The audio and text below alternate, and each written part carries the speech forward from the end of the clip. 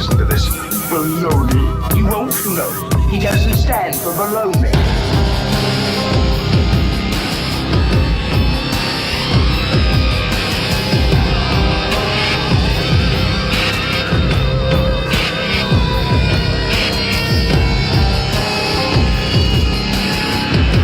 Sounds like a lot of supernatural baloney to me. Supernatural, perhaps. Baloney, perhaps not. This story goes back quite a few years to around Christmas time of 1998. It was my son Nathan's first Christmas. He had been born in June, and this was going to be a big one. Earlier that year, we had suffered a bit of a loss. Two of our puppies and dogs had gotten out of the house and were never returned. It was heartbreaking to my wife and I at the time, and I decided for Christmas I was going to do something special. I would go get a fur baby to bring home to share with the family. Someone that could grow up with my son, and we would have an amazing experience for that first big Christmas. Plus, it would fill that hole, that puppy-sized hole in our hearts. So I went out with a friend of mine, and we purchased a beautiful baby basset hound. Big floppy ears, dopey eyes, and absolutely adorable. We brought the little sucker home, pulled in the driveway in the middle of a bad snowstorm. And then I realized that something had happened. Part of my keys had fallen off my keychain, including my house key. Now, my wife was out of town until the next day, and I had no extra key to get in. I tried the doors, looked in the windows to see if maybe I had left a window slightly ajar that I could slide open and get in, but to no avail. So I knew what I had to do. I stepped around to the back of the house. I left my friend, his child, my son, and the puppy all together, huddled in the car for what little warmth we could get on this cold, blustery, wintry night. I got to the back and I looked in at the little transom window in my back garage area. And I thought, man, this is going to be expensive. I'm going to bust that window open, probably going to cut myself open climbing through the window, but it's got to be done. I reached down and I grabbed the stepping stone from our rock garden and I positioned it over my head and I struck it against the window. But the glass didn't yield. I was a little confused and I grabbed the rock and this time put it up over my head and swung with all my might, and it hit the window and bounced off so hard that it actually jarred the stepping stone from my hands and I dropped it.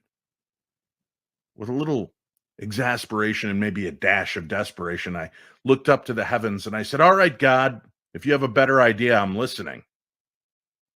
I put my hand on the window and it swung open effortlessly. I scrambled in through the window, ran upstairs, let my friend, his baby, my baby, and the brand new puppy into the house. And that's when I realized my son had gotten me a gift as well. Well, it was not the gift I wanted, but it was a bundle of poopy joy. And I knew I had to change it quickly, but I noticed that the new puppy was scrambling around looking for a place to relieve himself. I quickly took the puppy out, set it on the deck, figuring it would have a little time to do its duty while I took care of my son. Halfway through the diaper change, I heard a blood-curdling screeching coming from outside. My heart stopped. What could have happened? I ran to the sliding glass door, threw it open. The puppy was nowhere to be seen. But there, in the snow on my deck, was a little pair of paw prints that went right to the edge of the deck. The poor puppy had taken a header off a 2-story deck and landed with a full thud on the frozen ground below. It laid there squealing, screaming, its body arched backwards in a semi-C pose, crying out. My heart broke. I scattered down the stairs, grabbed him up as gently as I could as he screamed and yelped, his body frozen in this backward C position. I bundled him in a towel. I told my friend to watch my son, and I jumped in the car and began racing to the emergency vet clinic. We'd had a rough year, having lost 2 dogs and just all the changes that had come with the new home, the new dogs, the loss of our dogs, our new son, and Christmas. Money was a little tight, and I'd spent everything I'd planned on for Christmas on this beautiful little bundle of joy in my lap. This little bundle of joy that was crying out, gasping for air, and I knew that the prognosis wasn't good.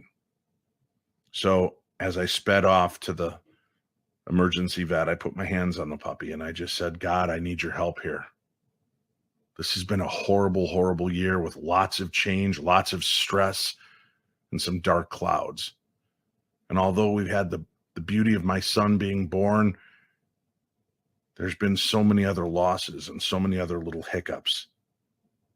If this puppy is doomed to die, I pray that you just take his soul and end its suffering so that it doesn't die slowly and painfully.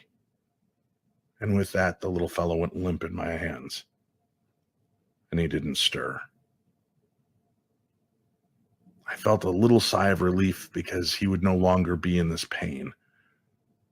I got inside the vet clinic and set the bundle on the counter. Now, they knew that I was coming, and my friend had called them to alert them what had happened. And the vet staff slowly came out and saw the motionless towel laying on the counter, the look of despair on my face. And they just lowered their heads and said, I'm so sorry, sir.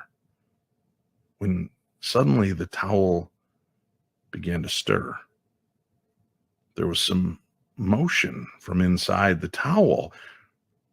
They leaned forward and pulled back the flaps, and there was this beautiful little basset hound, bright-eyed, bushy-tailed, looking as though nothing had happened. They looked at each other and quickly whisked the dog back into the exam room where the vet came. During this entire time, I sat there dreading what this bill was going to cost me. I knew that they started doing x-rays and checking the dog for broken bones, internal bleeding, and any other kind of issues that may have happened with him falling off a 2-story deck.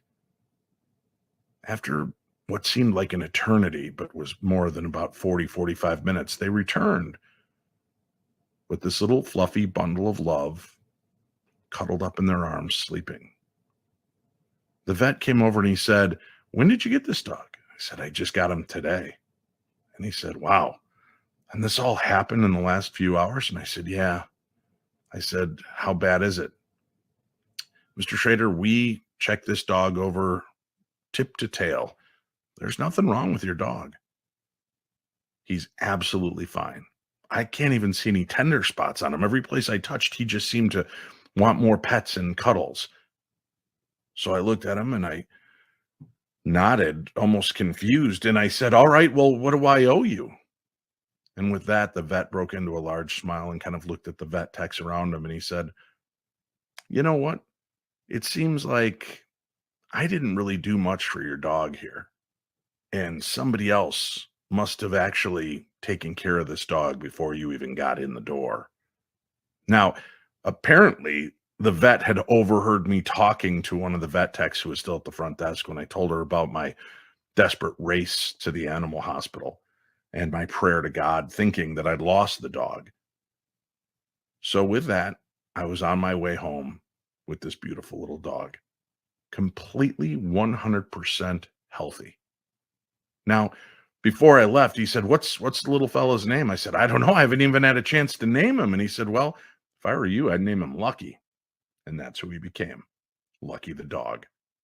Now, when I returned home, I remembered that I'd left one thing undone. I had to return to the garage to make sure to latch that window because I'd probably broken the hasp by hitting the window so hard twice.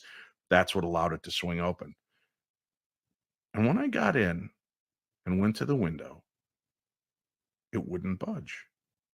The hasp was closed.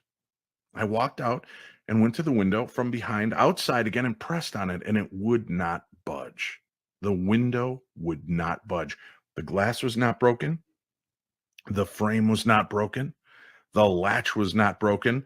But somehow, in the moment of desperation, when I cried out to God and said, well, if you have a better idea, I'm listening, the window swung open effortlessly.